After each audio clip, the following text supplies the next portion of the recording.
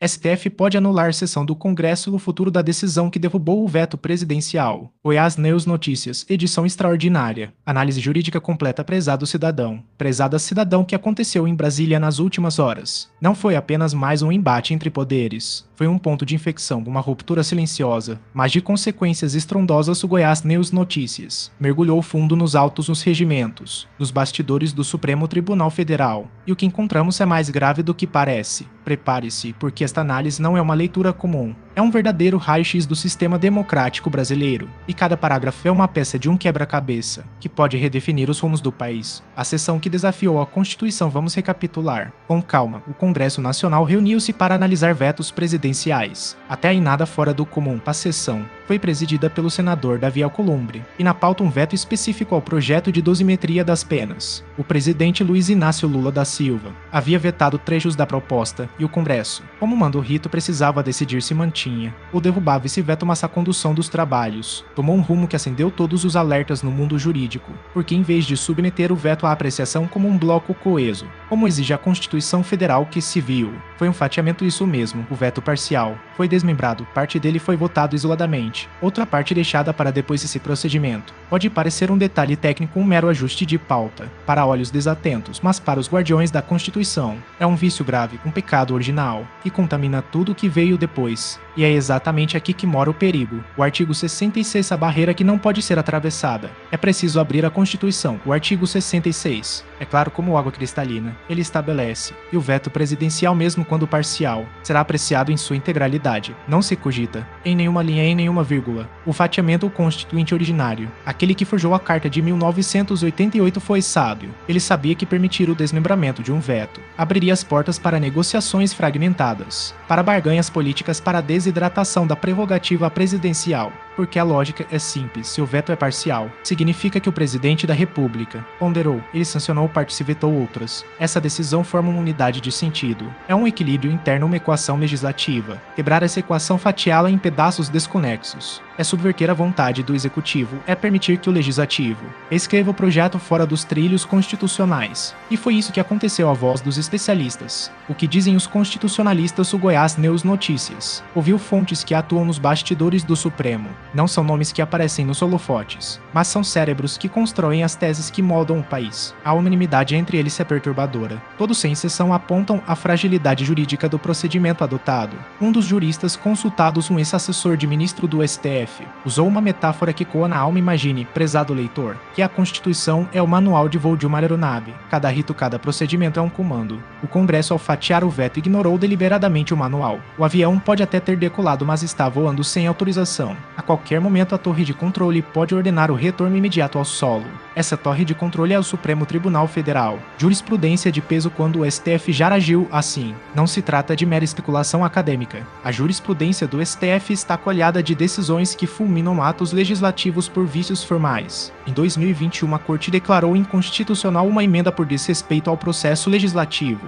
Em 2022, outra medida caiu porque o rito constitucional não foi seguido à risca. São precedentes que mostram que o Supremo não tolera experimentalismos regimentais. E há um detalhe crucial nesses julgamentos: os ministros não entram no mérito, não discutem se o conteúdo da lei é bom ou ruim. Eles vão direto ao ponto: se o processo foi viciado, o resultado é nulo de pleno direito. É como erguer um edifício: se o alicerce foi mal feito, não importa se os apartamentos são bonitos, se a vista é espetacular, o prédio terá que ser demolido. O voto de um ministro em um caso análogo reverbera como um sino. Não cabe às casas legislativas inovar em matéria de procedimento onde o Constituinte já deliberou exaustivamente. Essas palavras pronunciadas em sessão solene agora soam como uma advertência profética, dentro do regimento, como uma letra fria da lei interna. Vamos além da Constituição e adentremos no regimento comum do Congresso Nacional. A leitura é estarrecedora. O regimento é inequívoco: a deliberação sobre vetos deve recair sobre o conjunto, não há brecha, não há margem para interpretação criativa, não há espaço para uma construção política que supere o texto regimental.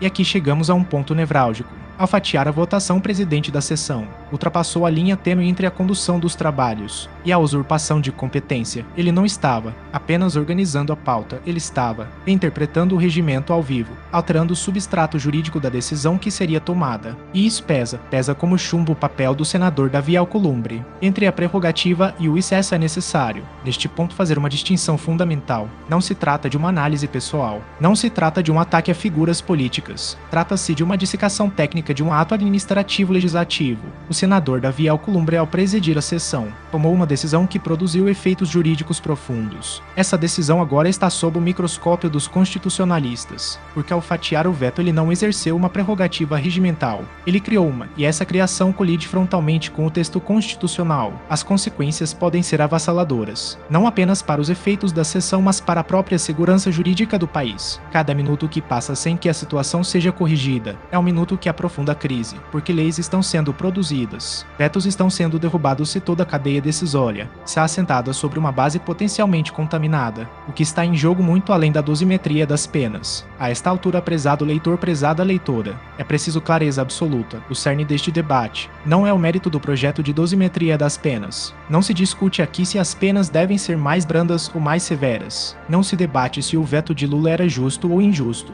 Essas são questões políticas que pertencem à esfera de convicção de cada parlamentar e de cada cidadão que está sob escrutínio. É a forma, é a engrenagem que move a democracia, e a forma, acredite, é tão importante quanto o conteúdo. Uma decisão grega, um veredito sem o devido processo, é um simulacro de justiça, uma lei aprovada fora dos ritos constitucionais. Não é uma lei, é um ato de força, e um ato de força, por mais que travestido de legalidade, carrega em si o germe da ilegitimidade, os impactos diretos na sua vida, da segurança pública, à sua família. Talvez você esteja se perguntando: o que isso muda na minha vida? O que Brasília tem a ver com o meu café da manhã? E eu respondo com toda franqueza: tudo, se a segurança jurídica é abalada. As leis que protegem você e sua família, seu patrimônio, tornam-se vulneráveis. A dosimetria das penas afeta diretamente a política criminal do país. Penas mais brandas para determinados crimes podem significar a soltura de condenados perigosos. Penas mais severas podem impactar o sistema prisional e gerar reações em cadeia na segurança pública. Imagine uma lei que define penas para crimes contra o patrimônio. Se essa lei foi aprovada com vícios, alguém condenado poderá questionar, anos depois, a validade de sua condenação. Alguém que está preso poderá alegar que a lei que o condenou nasceu de um processo legislativo irregular. Esse cenário não é fantasia, é risco real, é cálculo jurídico sólido e é insegurança.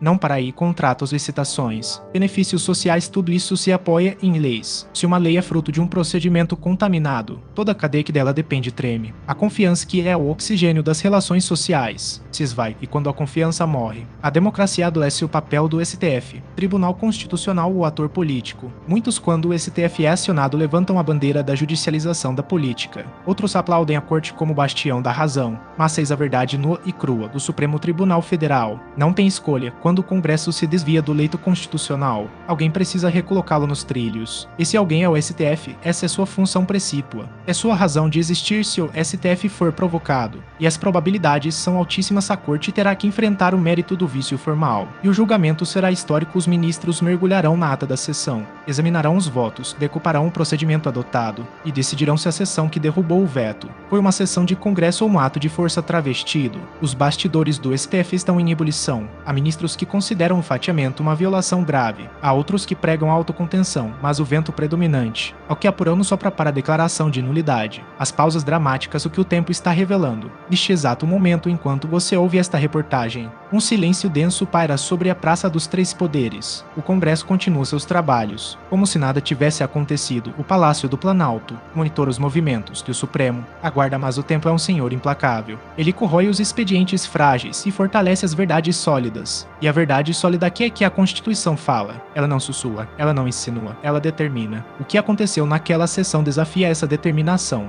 E desafios à Constituição têm prazo de validade. Eles podem prosperar por alguns dias, por algumas semanas, mas invariavelmente tombam cenários possíveis. O que acontece se o STF anular a sessão? Vamos raciocinar com a frieza do analista. Cenário A: o STF é provocado e declara a nulidade da sessão. Consequência imediata: o veto do presidente Lula volta a valer em sua integralidade. Isso significa que o projeto de dosimetria das penas retorna ao estado anterior à sessão. Os trechos que haviam sido desvetados perdem a eficácia. Cenário B: o STF declara a nulidade parcial apenas do trecho que foi fatiado é uma possibilidade mais complexa, que exigiria uma cirurgia jurídica fina. Cenário seu STF se recusa a intervir, alegando se tratar de questão interna corporis do Legislativo. Este cenário parece cada vez mais distante, dado o histórico recente da Corte seja qual for o cenário. Uma coisa é certa, a decisão do STF, qualquer que seja, será um marco, ela dirá ao Brasil e ao mundo se a Constituição de 1988, passados mais de 30 anos, ainda pulsa, com vigor a profundidade da crise, o que não está sendo dito nos grandes jornais. A grande mídia muitas vezes foca na superfície,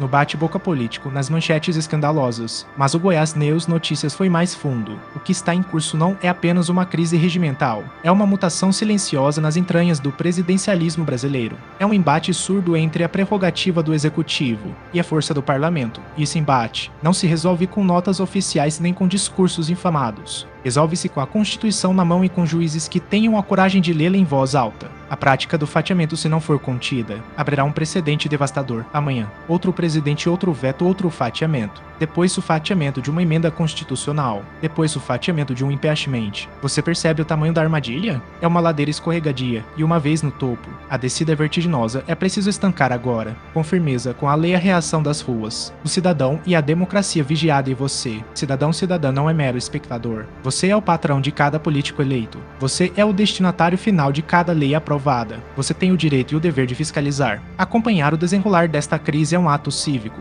Exigir o cumprimento da Constituição não é partidarismo. É defesa da pátria quando um procedimento legislativo é violentado. A vítima não é o presidente da República. Não é o Congresso Nacional. Não é o STF. A vítima é o cidadão. A vítima é você. As vigas mestras da Constituição, separação de poderes em xeque. O princípio da separação de poderes frequentemente citado, raramente é compreendido em sua profundidade. Ele não é uma cerca entre vizinhos mal-humorados. É um sistema de freios e contrapesos. O executivo veta, o legislativo derruba, mas dentro de regras infranqueáveis. Quando o legislativo inova nas regras, ele desequilibra a balança. Ele não está apenas derrubando um veto, está na prática anulando a própria capacidade de veto do executivo.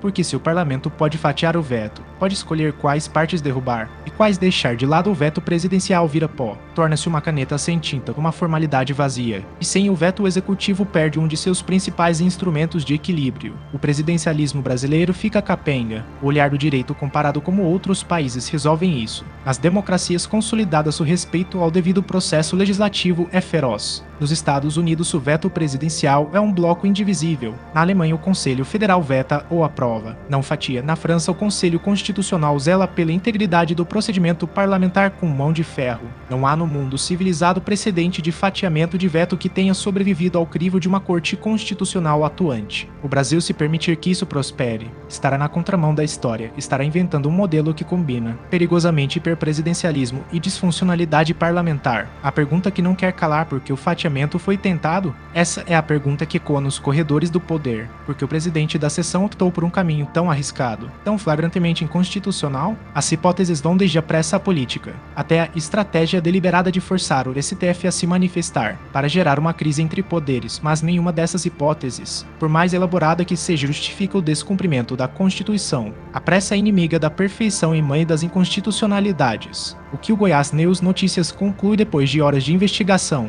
depois de dezenas de fontes ouvidas, depois de percorrer os artigos, os incisos, os parágrafos, nossa conclusão é uma só. E coemos com a serenidade que o momento exige. Para algum de vocês, seguidores do canal, que tem interesse de fazer algumas compras online, nós temos 4 lojas parceiras. Uma delas se chama Magalu Jorge Rafaela, loja americana, também Mercado Livre, Amazon, link logo abaixo da descrição. Boas compras. A sessão que derrubou o veto ao projeto de dosimetria das penas, por meio de fatiamento, é uma sessão juridicamente inválida. Ela viola o devido processo legislativo constitucional. Ela agride o artigo 66 da Carta Magna. Ela desrespeita o regimento comum do Congresso Nacional. Se o STF for provocado, e julgamos que será, as chances de anulação são extraordinariamente altas. A jurisprudência da Corte não deixa dúvidas. A doutrina constitucionalista é uníssona. O bom senso jurídico grita Goiás News Notícias. Compromisso com a verdade, prezado leitor. Prezada leitora, esta análise não é um palpite. É uma apuração jornalística de fôlego, transformada em um guia para que você entenda o que está em jogo. O Brasil está em um momento de definição. Ou a Constituição é respeitada de forma absolutamente rígida, ou as comportas da instabilidade se abrirão. O Goiás News Notícias permanece vigilante. Vamos continuar acompanhando cada passo do STF. cada movimentação do Congresso, cada reação do Palácio do Planalto, e você terá aqui sempre a informação mais completa, mais profunda e mais transparente. Compartilhe esta reportagem, marque aquele amigo que precisa entender o que está acontecendo, e continue conosco porque a notícia, quando série não é entretenimento, é serviço público, é compromisso, é a defesa cotidiana da sua cidadania. Fonte: Goiás News Notícias, a informação que conecta você ao que realmente importa.